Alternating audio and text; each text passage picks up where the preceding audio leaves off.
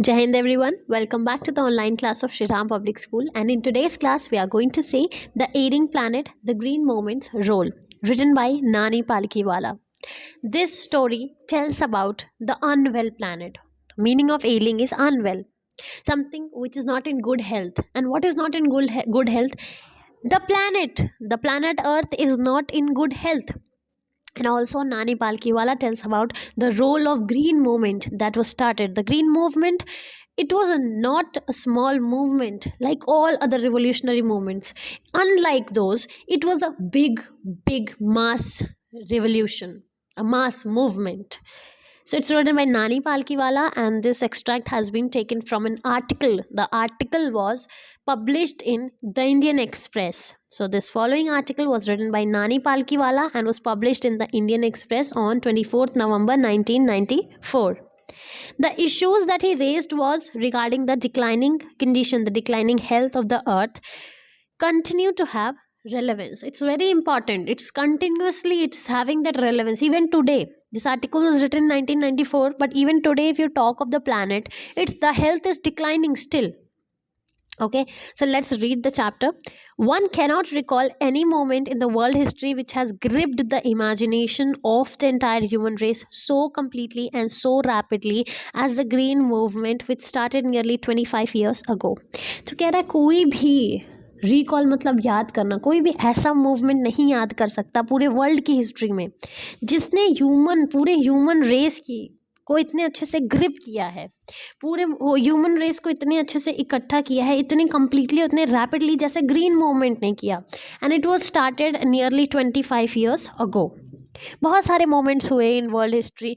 जब Britishers colonisation कर रहे थे, कॉलोनीज फॉर्म कर रहे थे, तो अलग अलग जगह रिवोल्यूशनरी एक्टिविटीज़ टुक प्लेस.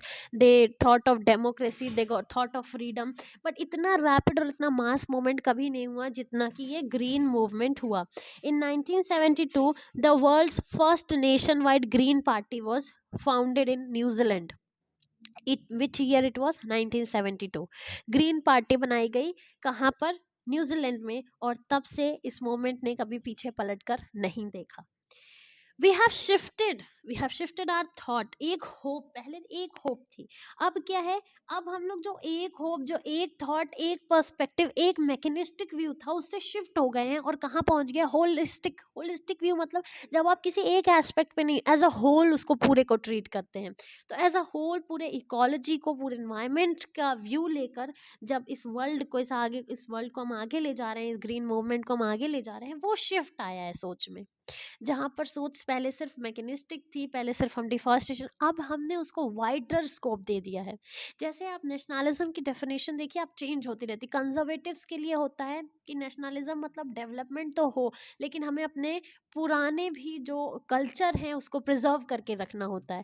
तो अलग अलग लोगों की अलग अलग डेफिनेशन. सिमिलरली ग्रीन मूवमेंट के लिए कुछ के लिए सिर्फ ये प्लानट जो है वो डिक्लाइन हो रहा था, कंडीशन डिक्लाइन हो रही थी और हमको शायद रिसोर्सेज ना मिले फर्दर. कुछ के लिए बस इतना ही था. कुछ के लिए था कि हम फ्यूचर में, इवन प्रेजेंट में ही एनवायरनमेंट की कंडीशन डिक्लाइन होने से, जो अर्थ की कंडीशन डिक्लाइन होने से क्या होगा? रिसोर्सेज, अर्थ डिप्लीट होगा, एनवायरनमेंट डिप्लीट होगा, एयर डिप्लीट होगा, एयर क्वालिटी खराब होगी. तो ये सब लोगों ने सोचा.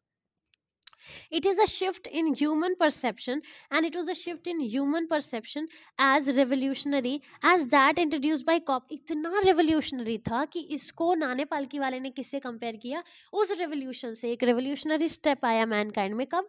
जब कॉपरनिकस ने कहा क्या कि मैनकाइंड है 16th सेंचुरी में कॉपरनिकस ने इंट्रोड्यूस किया कि जो अर्थ और अदर प्लैनेट हैं ये रिवॉल्व करते हैं अराउंड द सन. ये किसके अराउंड रिवॉल्व करते हैं? इट रिवॉल्व्स अराउंड द सन. तो ये भी बहुत बड़ा रेवोल्यूशन था. किसके लिए? मैनकाइंड के लिए. वैसे ही ये जो हमारा ये सोच का शिफ्ट था, ह्यूमन परसेप्शन, ह्यूमन सोच का जो शिफ्ट था, वो भी रेवोल्यूशनरी था.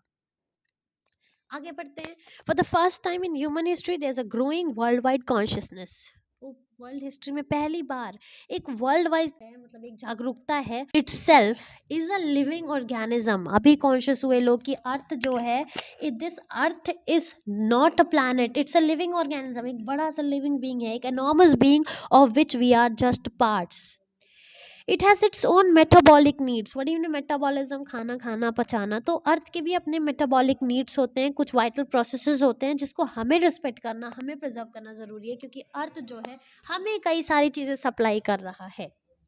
The earth vital science reveal a patient in declining condition. जो अर्थ की वाइटल साइंस हैं वो ये रिवील कर रहे हैं कि अर्थ एक पेशेंट है जिसकी हेल्थ जो है डिक्लाइन हो रही है। हमने अभी ही रियलाइज़ किया है, शुरू किया है रियलाइज़ करना, क्या कि ये हमारी एथिक्स मीन्स मैनर्स, हमारी एथिकल ये ज़रूरी जिम्मेदारी है, एक नागरिकता जिम्मेदारी है ये, to be good stewards. Stewards कौन होते हैं? Stewards actually are refer to the waiters and waitresses, जो आपको सर्व करते हैं। वैसे हमें भी एक सर्विंग बनना पड़ेगा, एक सर्वेंट बनना पड़ेगा, किसके लिए? प्लैनेट के लिए। एंड हमें इस प्लैनेट का रिस्पॉन्सिबल ट्रस्टी बनना पड़ेगा of the legacy to the future generation. एक तरह से हम ये फ्यूचर जनरेशन के लिए भी करेंगे, क्योंकि हम कुछ एक्चुअली प्रिजर्व कर लेंगे अपने आने वाली जनरेशन के लिए। अब यही रास्ते में ये रास्ता चल चुका था ये कारवां ग्रीन मूवमेंट का, इसी में कॉन्सेप्ट आया सस्टेनेबल डेवलपमेंट का। कब आया? तो 1987 में बहुत पॉपुलर हुआ by the world commission. It was popularised on environment and world commission on environment and development 1987 में बहुत पॉपुलर हुआ। कौन सा कॉन्सेप्ट? सस्टेनेबल डेवलपमेंट का। तो क्या है? तो ये जो आइडिया है ये है कि डेवलपमेंट ऐसी करो which meets the needs of present as well as you preserve something for future generation without compromising the future generations to meet their needs. तो ये लिखा है in its report, it defined the idea of development that meets the need of the present। आपने economics में पढ़ा होगा, geography में, हर जगह सस्टेनेबल डेवलपमेंट की बात की जाती है। मतलब सस्टेन करना, मतलब आपको आज डेवलपमेंट करना है आप करो, बट ऐसा डेवलपमेंट नहीं होना चाहिए जब आप फ्यूचर जनरेशन को स्टेक पे रख दें। That is without stripping the natural world of resources future generation would need. तो उनके लिए भी हमें कुछ छोड़ के आगे बढ़ना है। In the zoo at Lusaka, बहुत ही अच्छी लाइन है, लुसाका जाम्बिया में एक जू है, वहाँ पे केज है, और केज के बाहर एक नोटिस लगा है, the most dangerous, world's most dangerous animal. जाइएगा जरूर देखने, पर पहले सुन लीजिए आगे line. Inside the cage there is no animal, oh no, then but there is a mirror where you see yourself. In the cage there is no animal, there's you yourself. So who is the most dangerous species of this earth? The human beings, nobody else, the human being. Now, thanks to the effort of a number of agencies in different countries, a new awareness has now dawned मतलब सवेरा होना, dawned upon the most dangerous animals in the, एक awareness आ गई इस most dangerous animal में। बहुत सारी agencies world wide काम कर रही हैं। He has realized, he कौन है? Mankind. He has realized the wisdom of shifting from a system based on domination to one based on partnership। अभी तक हम dominate कर रहे थे इस अर्थ पे, कितना एक्सप्लॉइट कर पाओ एक्सप्लॉइट कर लो इस अर्थ को। अब एक सिस्टम हम लेके आ रहे हैं जहाँ पे हम एक्सप्लॉइट नहीं, हम डोमिनेट करने की बात नहीं कर रहे हैं, हम पार्टनरशिप में काम करेंगे। अर्थ हमारे लिए इतना करेगा, हम इतना करेंगे। हम एक फॉरेस्ट कट डाउन करवा रहे हैं तो हम कहीं ट्रीज प्लांट करवा रहे हैं। Scientists have catalogued about 1.4 million living species with which mankind shares the earth। और एक अभी तो कैटलॉग बना है 1.4 मिलियन स्पीशीज़ का, जिसके साथ आप अकेले नहीं हैं इस अर्थ के owner. There are 1.4 million species which live along with you on earth. तो how can you exploit these things alone? And यही नहीं, ये भी बताया गया है, biologist reckon that about 3 to 100, about 3 to 100 million other living species still languish, they still exist unnamed in ignominious darkness. And what is ignominious darkness? The space which we have not, and it's good, the space which we have not, the darkness which human beings have not explored yet. You know why? Because if once you got to know, you'll exploit those areas also. You'll explore, you'll exploit, you'll kill. So it's good that those species are safe. So there are many more creatures along with you on this earth, and who are you to exploit these resources alone? Okay, one of the early international commissions which dealt entirely with the question of ecology and environment was Brandt commission.